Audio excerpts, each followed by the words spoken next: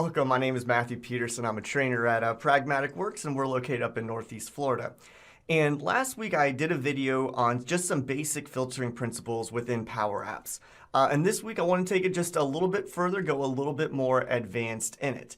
So without any further ado, let's just go take a look at our app and see what we can do with some more advanced filtering and also some delegation warnings that are going to pop up for us.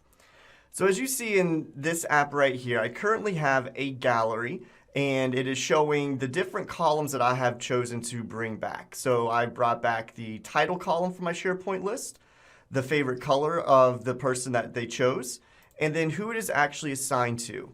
And this is what my SharePoint list actually looks like. So it's always good to know what the data is. So we have title, favorite color, date, cat or dog, favorite number, and who we are assigned to. And this is a people picker column right here.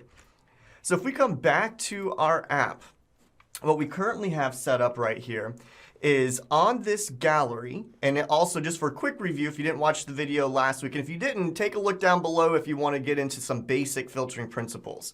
But what I did is I put an input control here of a drop down, and for the items I said that I want the items to be the distinct values of my favorite color column in that SharePoint list. So it gets rid of all the duplicates that are in there. It only returns it once. So if 82 people had picked red, red should only show up once. And so if I hit the play button, I come over here and I select purple.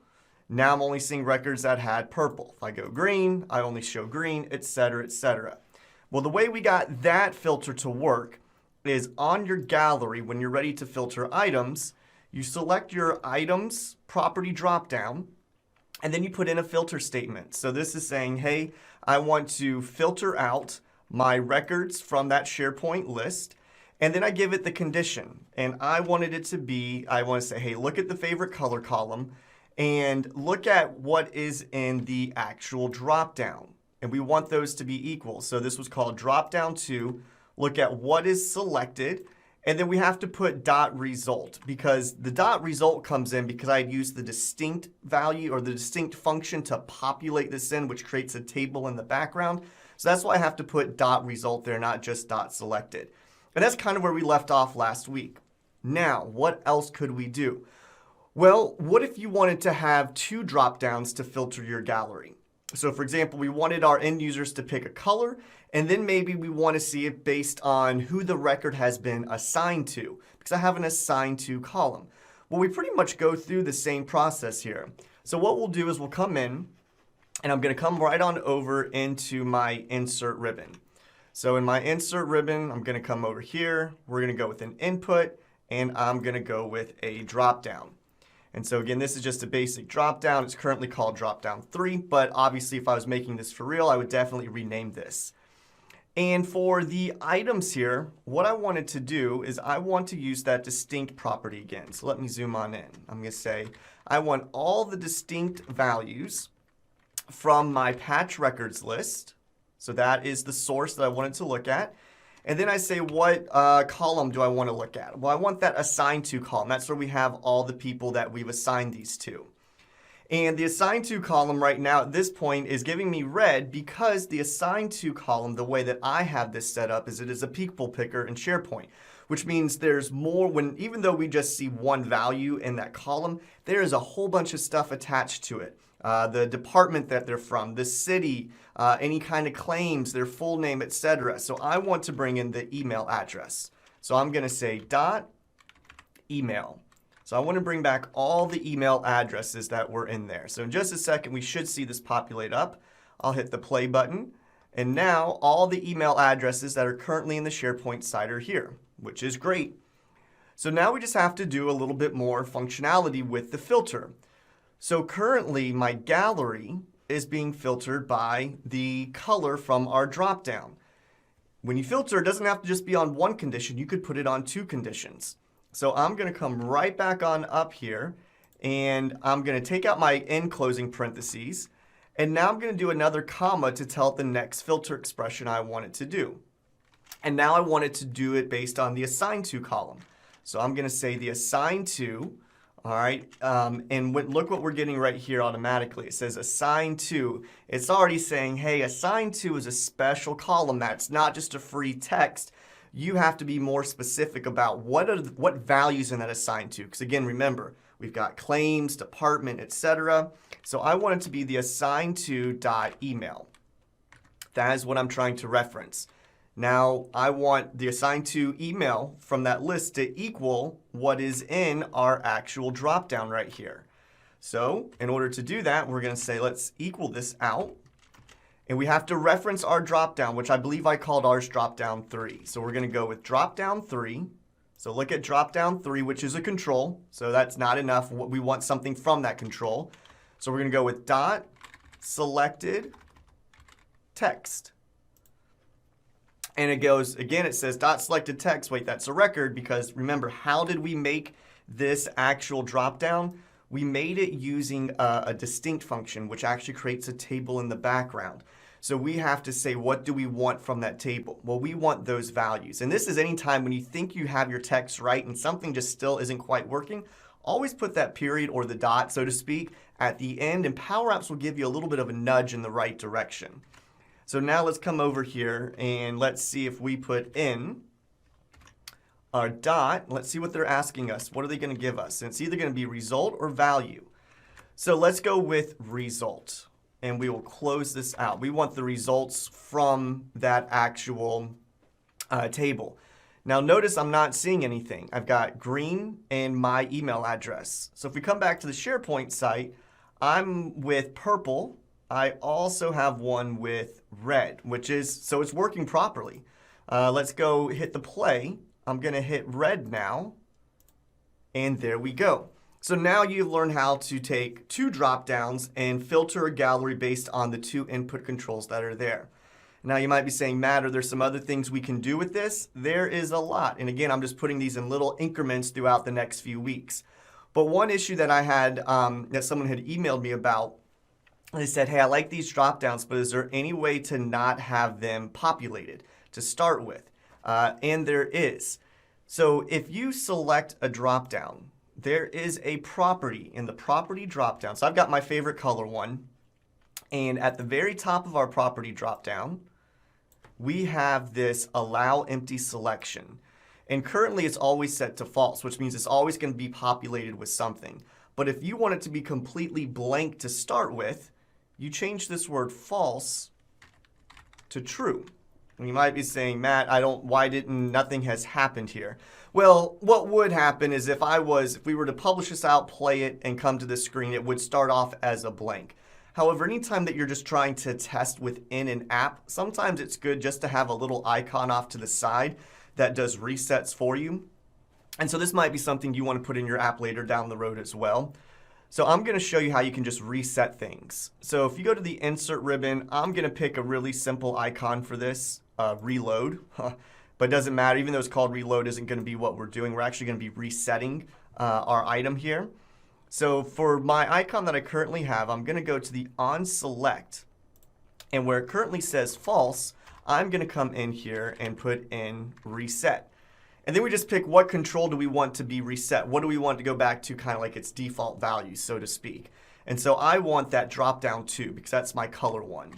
So I'm going to say let's go with drop down 2. And now when I come in here and hit the play button, when we reset, now we have nothing. So this might be something that you want to put in your control and maybe put like a little text label that says, make your selections to see records. And so that way they don't see anything that is pre-populated. You are making them actually do those selections. So now if I come in here and let's say I'll pick Mitchell right here and I could go purple, don't see anything. Go to red, there we go. He was assigned someone who had a favorite color of red. So that is, again, I'll show that feature for your drop-down. If you don't want it to be populated with anything to start off with, you go with allow empty selection. And feel free to put as many of these drop-downs in here as you want to. Now, the next thing that usually some people want to do when they develop their apps is they say, Matt, is there a way to kind of make it secure to where only the user sees their records? I don't want them seeing everyone else's, because maybe it's sensitive information. Maybe they are, employee surveys or evaluations or whatever. And you're like, I just want to see the records that the individual user created. And you definitely can do that. So what I'm going to do to start that with, so I'm no longer going to use this drop-down filter anymore because these have the actual email addresses, and I only want it to be me who is logged in. So I am, for now, going to go back to my gallery, and I'm just going to put it back into our favorite colors again. And also, just so you can see that code again, the way I got that filter down, as I said, I want it to be based on the color from this drop-down, and then the email address from this drop-down. And that was giving the end user lots of flexibility to see all the records out there. However, we are going to change this up. So I'm going to get rid of all of this and just go back to the favorite colors. And so again, this drop down no longer means anything. So you know what? I'm just going for now to change the visibility. I want to keep this for later. I'm going to take my visibility and turn it to false, just in case I need to come back to this app at a future point. Don't need to recreate the wheel there. All right, so here's what I want to do. I want the individual user who comes in to only see their records. So what do we need to do? Well, we need to filter down the actual gallery. So I'm going to come to my gallery, and I'm going to put another part in here to the filter. Now, before this, it was the email that was in that dropdown. Well, I still want to use email, but I always want it to be the email address of the person who is logged in, because because in that assigned to, we have all the email addresses of the people that they are assigned to. So here we go. We're going to say, I want you to look at the assigned to column. And again, it's going, wait, the assigned to column is that special people picker. All right, you got to give me some more information. What part of that assigned to column do you want me to reference? So I want you to reference the email address that is in that assigned to column. And I want it to equal, and I'll zoom right back on in, I want it to equal the person who's currently logged in. And we have a function for that. It's called the user function. The user function will return, and it's really easy. You don't have to give it any more information other than user, open parentheses, close parentheses. The user function returns a record, and it's your individual record as you are logged into this application. And it can return 3 things back for you. So I'm going to go dot. The 3 things it can pull back are your email, full name, and image. Well, for this scenario, I want my email to be pulled up because I want my email to equal the email of the column. So I'm going to go user.email, and I'm going to close this off. And if all things work correctly, there we go. I was assigned to red. If we can remember, I was not assigned to anything in purple, I believe. Oh, I am assigned to something in purple. Maybe it's green. Green is nothing for me. So notice I'm only seeing the records that actually have my email address in the row, which is pretty great. However, there is an issue that you might have noticed. And if you're new to Power Apps, this is something that does happen with certain functions. You get what's called a delegation warning. And the way that we know we have delegation warnings, there's 2 ways of figuring that out. One is when you see this blue. Anytime you see blue in your formulas, that means you're going to have a delegation warning. And again, I'm about to talk about what that is. The other way that you can find out that you have a delegation warning is if you come right on over to the little warning icon, the little triangle that we see here. So the little triangle that we actually see is right here. And if we hover over it, it's going to say delegation warning. The filter part of this formula might not work correctly. What does that mean? Well, delegation is Power Apps doesn't really do any work. Power Apps always sends the request to the data source, and the data source does the work and gives Power Apps the results. However, there are some times when the data source doesn't know how to do the operation you're asking it. And this is one of those times. SharePoint is saying, I do not, and SharePoint was working perfectly. The very first filtering was excellent. But this command right here, this user.email, it doesn't know how to handle that. So what happens? Is it still going to work? Yes and no. Let me show you where we're going to do some settings on this. So if you come up here to File, and you come on over to Settings, and you go to Advanced Settings, this is where you find out about delegations. So what this is currently saying, the default value is 500, meaning that if there's a delegation warning, which we obviously have, Power Apps says, okay, I'm going to do the work for SharePoint because SharePoint doesn't know what the heck's going on. So I will do the work, but I'm only going to do it for the first 500 records. So if we use this function, and let's say the 800th record was assigned to me, that would not show up in this gallery.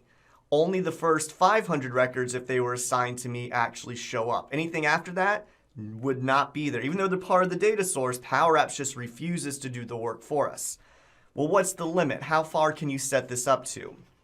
You can set your delegation warning up to 2,000. So 2,000 is the limit. But what I want to do is I want to set it just to 1, just to really show how this works. I like to say the proof is in the pudding. So as we come over here, I set the delegation warning to 1. So it's saying Power Apps will only do this for the first record in SharePoint. Well, let's see if that's actually true. So now when I come on over, purple assigned to Matt Peterson. Okay, that looks about right because that is the first record and it is assigned to me. So now I'm going to go to another record assigned to me, which in this case is one for red. So I'm going to hit the play button.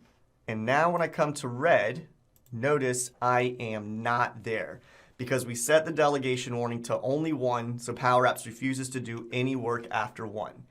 If I come back on over and I fix this back to the settings, advanced settings, take the value and turn it back up to like 500. We'll come on over and we'll give it a minute here. We'll hit play and let me come back to purple and let me come back to red. There we go. Now my record is showing again. So you might be saying, Matt, that's great. If my records are going to be 2,000 or less, what happens if I still need this functionality and I'm going to have over 2,000 records? What do I do?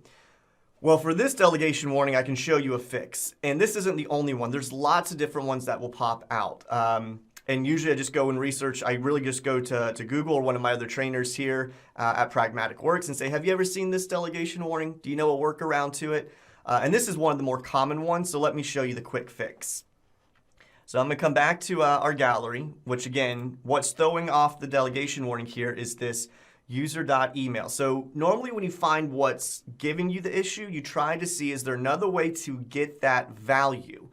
Because if there's another way to get that value, everything is perfect. If not, you have to say, what's the next best function to give me my results? So the other way to get the email address is actually store it as a variable when you start your app. And that actually is going to fix it. So let me show you here. So on the app itself, this is where I can store variables at the very beginning when our application is run. And as you can see, I've got some colors that I just stored in here for me to use. But I'm going to store another variable. So I'm going to go semicolon, shift enter. I'm going to say, let's set a variable. And I'm going to call it var logged in user email. You can give it any name that you want to, comma. And now I want to store my email address in. So I'm going to use that same function of user dot email. All right, so now when this application starts, my email address will be stored into this variable. So normally when you're just playing with the app outside of here, right when you open the app, it runs on start. But because we're in the design studio, we need to tell Power Apps to actually run this right now. And so we don't have to close it out, reopen it. So if you come next to app and you hit your ellipses and click run on start, this will actually run those codes right away for us. Now here's where we bring this in. Back on the gallery in the filter, remember what it didn't like was that user.email. That's what was giving us those blues. So I'm going to now get rid of that and I'm going to bring in the email that was stored in the variable, which was called var, and let me come out a little bit, var logged in user email. And we close that off with the parentheses. Notice we no longer see that delegation warning, which means this is going to work for as many records as we have, whether it's under 2,000 or over 2,000. And just to show, there's my red, here's purple, and nothing for green, and I don't think I had anything for blue. But it's definitely working, and so that is how we made the fix. So what I did is on that original, the app screen itself, I actually stored my email address as a variable. So if you need to restrict the records for your end users to only see the records that were assigned to them, this is a way to do it. If you're using SharePoint, you're going to get that delegation warning. Now, if you're in SQL Server, this delegation warning doesn't happen because SQL Server understands the request that we're giving it. So each data source is going to be unique to the delegation warnings that are thrown at you. I hope to do some more videos in the future about more other kinds of delegation problems. But for today, that's all the time we have. I hope you enjoyed. Comment, like below. Let me know what other future videos you would enjoy seeing. And if you have questions, let me know. I hope you enjoyed.